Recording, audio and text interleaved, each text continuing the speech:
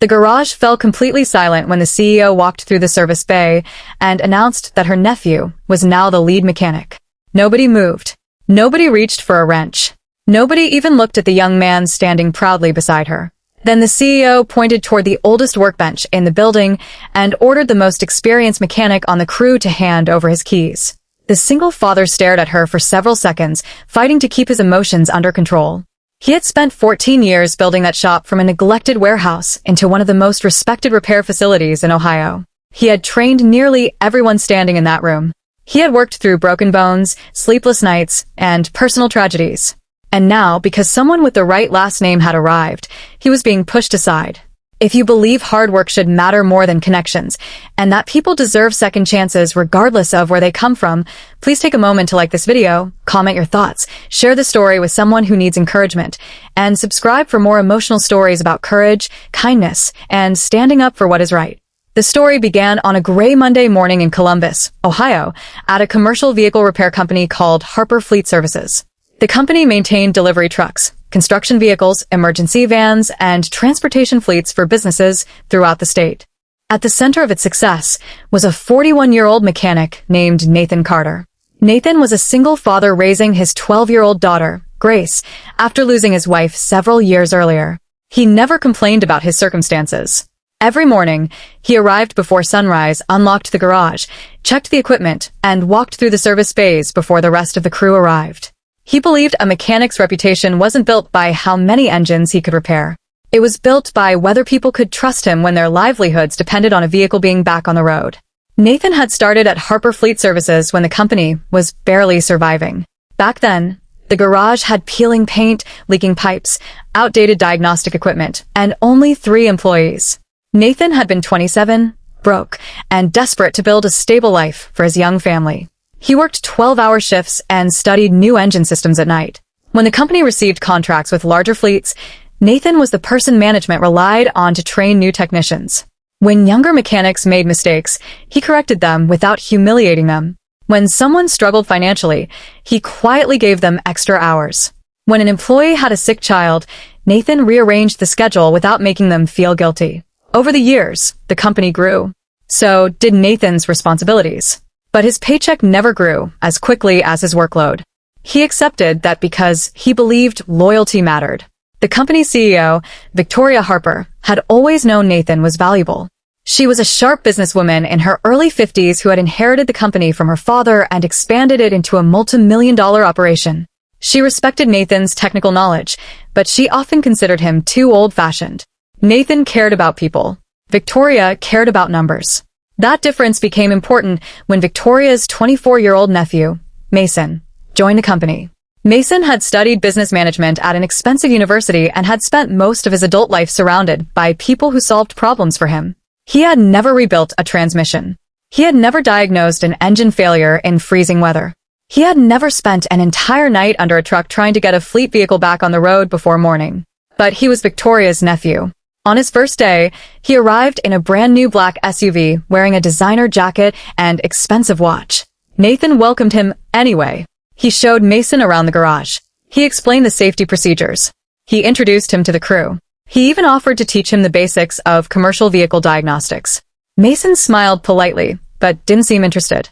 Over the following weeks, tension quietly grew. Mason began criticizing the crew's methods. He complained that the mechanics were too slow. He suggested replacing experienced workers with cheaper labor. He told Victoria that Nathan was resistant to modernization. Nathan heard some of those comments, but stayed silent. He didn't want a conflict. He had Grace to raise. He needed his job. And more importantly, he didn't want the crew to suffer because of his pride. Then one Monday morning, everything changed. Victoria entered the service bay with Mason beside her. The mechanics immediately noticed something was wrong. Victoria asked everyone to stop working. She announced that Mason had been promoted to lead mechanic and operations supervisor. The room went silent. Nathan looked at Mason, then at Victoria. He thought perhaps she was joking. She wasn't. Nathan calmly explained that Mason had never worked as a certified commercial mechanic and didn't have the experience required to supervise technicians. Victoria said the position was a management decision. Nathan asked whether Mason had been evaluated by the senior mechanics. Victoria said that wasn't necessary. Mason stepped forward and took the master key ring from Nathan's hand. Nathan stared at the keys. Those keys represented 14 years of early mornings, broken knuckles, exhausted nights, and sacrifices. He slowly handed them over. Nobody spoke. Then Mason made the mistake that changed everything. He told Nathan that his time as the unofficial leader was over. Nathan looked around the garage. He saw men and women who had become more than coworkers. They were family. There was Marcus, who had joined at 19 and learned everything he knew from Nathan. There was Caleb, a quiet technician who had nearly quit the trade until Nathan encouraged him. There was Rebecca, the parts manager who had worked alongside Nathan for 11 years. There was Aaron, a father of 3, who relied on the garage to support his family. And there was Harold, the oldest mechanic in the building, who had once told Nathan that the best thing about the shop wasn't the equipment. It was the people. Nathan didn't argue. He simply walked toward his old toolbox. He began packing his things. That was when Marcus stepped forward. He told Nathan he wasn't leaving without him. Another mechanic followed. Then another. Within minutes, nearly the entire crew had stopped working. Victoria looked stunned. She asked what they were doing. The answer came without shouting. They were leaving. Not because Nathan had ordered them to, because they had made their own decision. One by one, mechanics removed their gloves and placed them on their workbenches. The service bay slowly emptied. The sound of tools shutting down echoed through the building. Mason stood frozen. He had expected Nathan to leave quietly. He had not expected everyone else to follow. By noon, 23 employees had walked out. Victoria was furious. She accused Nathan of manipulating the crew. Nathan denied it. He told her that every person had made their own decision. Victoria's written legal action. Nathan simply left. Outside, he stood beside his old pickup truck and watched the garage doors close behind him. For the first time in 14 years, he had no idea what he would do next. That evening, Grace found her father sitting at the kitchen table. He didn't tell her everything. He simply said that sometimes doing the right thing meant accepting that something you loved could still be taken away from you. Grace hugged him. She reminded him that he had always told her that people mattered more than buildings. Nathan smiled, but he barely slept. The next morning, something unexpected happened. His phone began ringing. Customers were asking where he was. Fleet managers wanted to know whether Nathan was still servicing their vehicles. Former employees were calling to ask what came next. Then Marcus arrived at Nathan's house. He wasn't alone. The entire crew was there. They had gathered outside before sunrise. They told Nathan they wanted to build something together. At first, Nathan thought they were being emotional. Then Rebecca showed him a folder. Inside were letters from customers who trusted the crew. Several businesses were willing to move their contracts. A retired businessman named George Mitchell, who had been one of Nathan's earliest customers, offered to invest. Nathan was stunned. For years, he had believed he was only an employee. He hadn't realized how much value he had created. Within 3 weeks, the former Harper Fleet crew rented an abandoned repair facility on the outskirts of Columbus. It was smaller than the old garage. The roof leaked. The parking lot was cracked. Half the equipment needed repair. But there was something inside that building that money couldn't buy. Trust.